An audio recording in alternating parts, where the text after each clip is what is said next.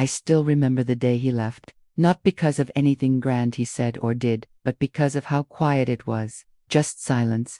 No goodbye. No, I'll come back. Just the sound of the door closing behind him, and the weight of my own heartbeat echoing in my chest. I stood there, 3 months pregnant with twins, thinking maybe if I held my breath long enough, he would turn back, but he never did. His name was Femi. We met in the final year of my university days. He had this wild charm about him, confident, magnetic. He wasn't the richest, but he dressed like he had the world in his pocket and kissed like he meant it.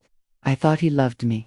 He said he did, but love, I would later learn, was more than passion in hidden corners and promises made in the dark. When I told him I was pregnant, he went quiet. For days. Then one morning, he looked at me with eyes that no longer held light and said, "I'm not ready to be a father." As if I had signed a form saying I was ready to do it alone. I watched him pack, one shirt at a time, with a look of defeat on my face that slowly hardened into resolve. Those first few months were a blur of shame and fear. My body was changing, but my world was collapsing. I dropped out of school. My parents refused to support me, calling me a disgrace. I moved into a small room in Ajegunal, barely enough for one person. But it became the place where I brought life into this world. Not one, but two lives. My beautiful twin boys, Emmanuel and Daniel, came out crying, but I held them and cried louder. Not because I was sad, but because I had no clue what I was going to do.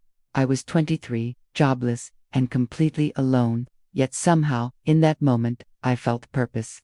Their tiny fingers wrapped around mine like they were telling me, "Don't give up, Mama." I didn't. We fought every single day, not with fists, but with hunger, sleepless nights, and landlords who never stopped knocking. I sold everything I had, my phone, my laptop, even my favorite gold earrings, just to buy baby milk. Sometimes we would eat only garri for 2 days, straight. I remember once, Emmanuel asked, "Mummy, why is this water sweet?" I smiled and said, "Because I prayed on it." The truth was, it was just sugar water. That was all we had. There were nights I stayed up staring at the ceiling, wondering if I had made the wrong decision by keeping them. If maybe, just maybe, I had given up too much, my youth, my dreams, my body. But every time they wrapped their little arms around me and whispered, "I love you, Mummy," the doubts faded. Years passed. The boys grew into smart, stubborn, funny little men. They were each other's shadow, always playing, always fighting, always defending. Daniel was more outspoken, quick-tempered, but fiercely loyal. Emmanuel was quieter, more thoughtful, always watching, always thinking. One night, when they were about 10 years old, we were sitting on the floor eating boiled yam, when Daniel asked, "Mummy, do we have a daddy?" I froze that it was like time stopped for a second. The yam piece I had been chewing suddenly felt like stone in my mouth. I looked at Emmanuel, who had paused, mid-bite, eyes wide, watching me for an answer. My heart shattered into 1,000 pieces. I had dreaded this moment for so long. "Yes," I finally whispered. "You have a father, but he left before you were born." "Why?" Emmanuel asked, his voice barely above a whisper. I swallowed hard.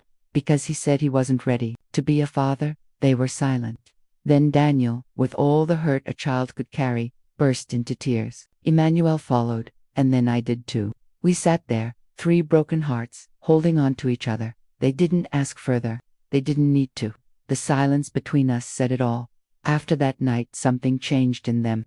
They became more serious, more protective of me. They saw how hard I worked washing clothes for people, cleaning houses, even hawking akara just to put food on the table. They never complained. Even when they wore the same shoes for 2 years. Even when they had to read with candlelight. There was a time I fell terribly ill.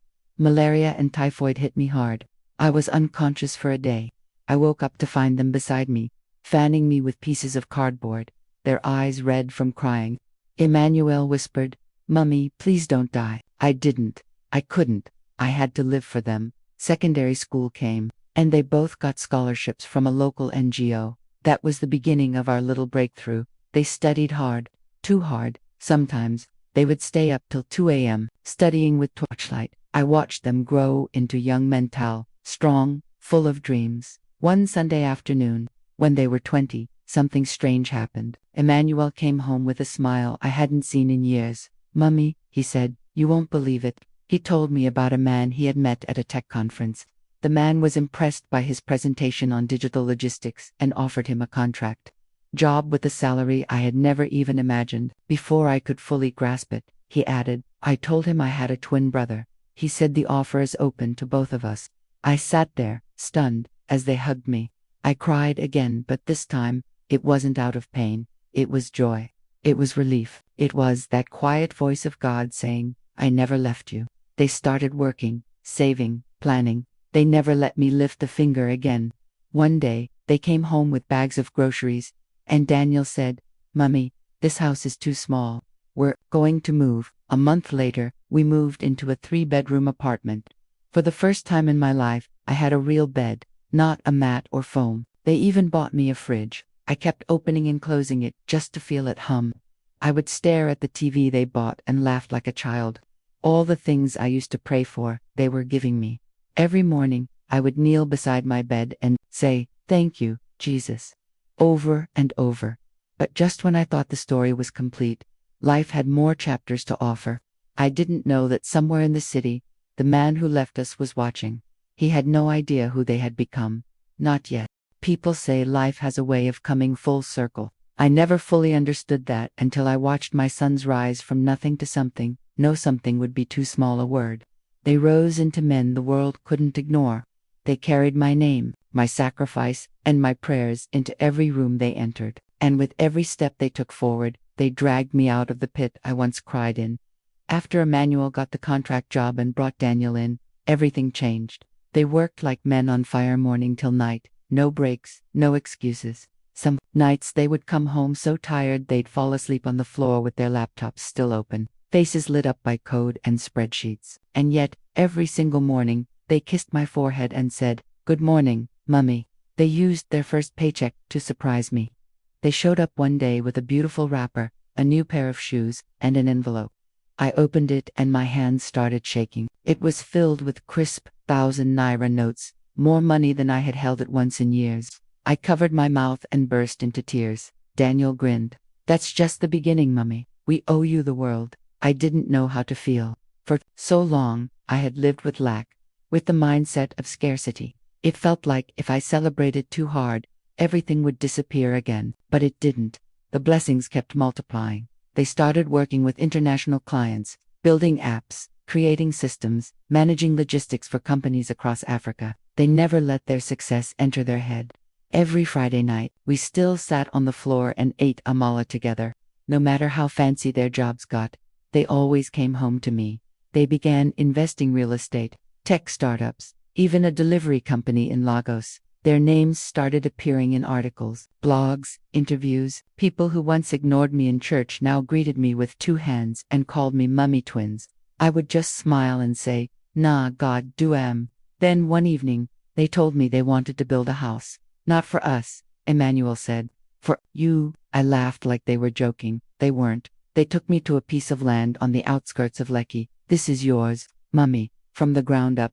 We're building it with our hands for you. I stood there, on that empty land, the wind blowing through my wrapper, and cried like a child. Every week they took me there to see the progress. A fence, then the structure, then the tiles, then the furniture. One day I walked in, and the kitchen smelled like cinnamon and fresh paint. A framed photo of me and the twins sat on the dining table. I had never imagined this kind of life. Then came the day that changed everything. Emmanuel walked in looking disturbed. His face didn't carry its usual glow. Mummy, he said slowly, we need to talk. My heart skipped. What happened? He sat down beside me. Do you remember, Femi? The name hit me like a forgotten wound being touched again. I hadn't said it in years. Yes, I whispered. He's been trying to contact us. I blinked. How? Why? Daniel walked in at that moment and sat on my other side. Apparently, he found out who we are. He wants to talk to us. I laughed, not from humor, but from disbelief. After all these years, Emmanuel nodded. His wife can't have children. Now he wants to reconnect with us. I looked at both of them, searching their faces for anger, confusion, or maybe compassion, but their expressions were unreadable. Do you want to see him? I asked. They shook their heads in unison. Not without you, Daniel said. And honestly, we're not even sure we want to at all. I sighed deeply. I'm not angry at him anymore. Not really. But that doesn't mean you owe him anything. They nodded. We didn't speak of it for a while. But he didn't stop trying. He sent emails, messages, even showed up at a business event where the twins were speaking. Security had to escort him out. The boys made one thing clear: they were not going to give him the chance to hurt me again. They protected me like soldiers, and I'll never forget what Daniel said the day we finalized my relocation to the UK. "We're not running from him, Mummy. We're running toward your peace."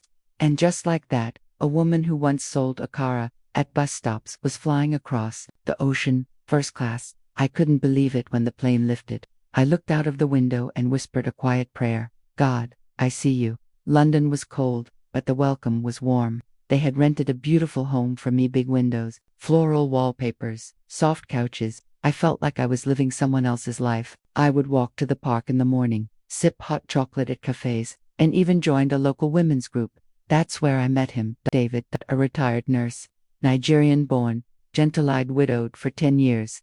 He was kind in a way I had never known. We talked for weeks. Then we walked.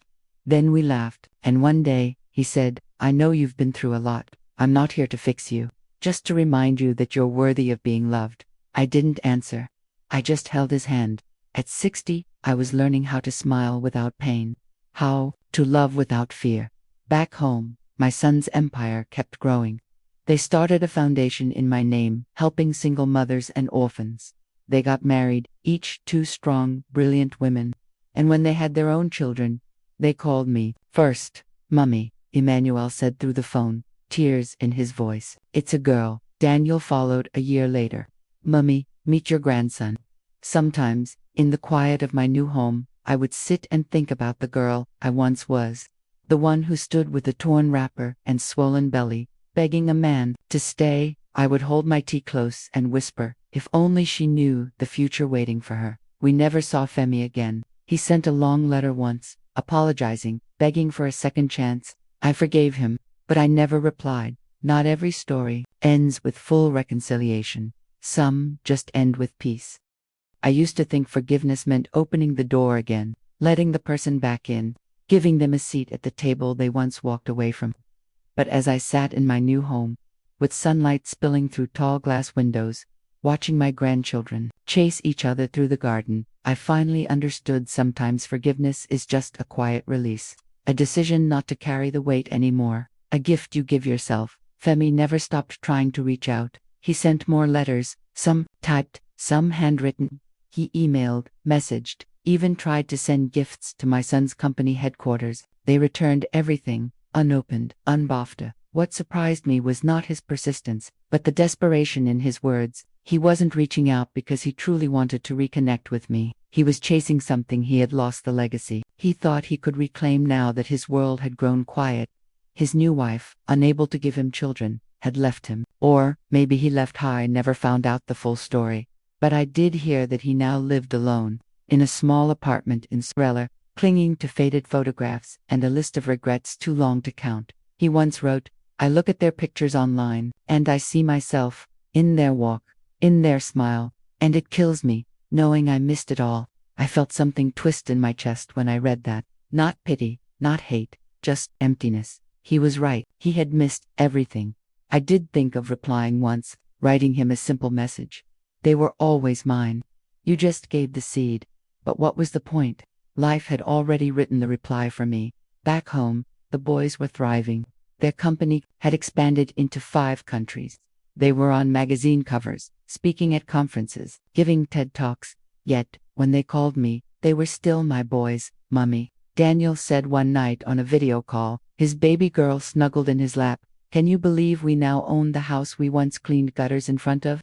I laughed. The world turns fast. My son. They flew me back to Nigeria after 2 years abroad. It was time. A surprise event was planned, quiet, elegant, intimate. I thought I was coming to visit, but when I stepped into the hall, I saw a banner that read, "Celebrating our Queen, Mama Emmanuel," and Daniel. Tears flooded my eyes before I could even move. Friends, old neighbors, past landlords, even women I used to sell akara beside stood up and clapped for me. They had dressed me in gold lace and crowned me with love. When I sat down to speak, I couldn't say much. Just one line. "I once begged a man to stay. Now the world is begging my sons to speak. The room went silent, then erupted in applause. After the event, I snuck away to the back garden of the hotel, sat under a mango tree.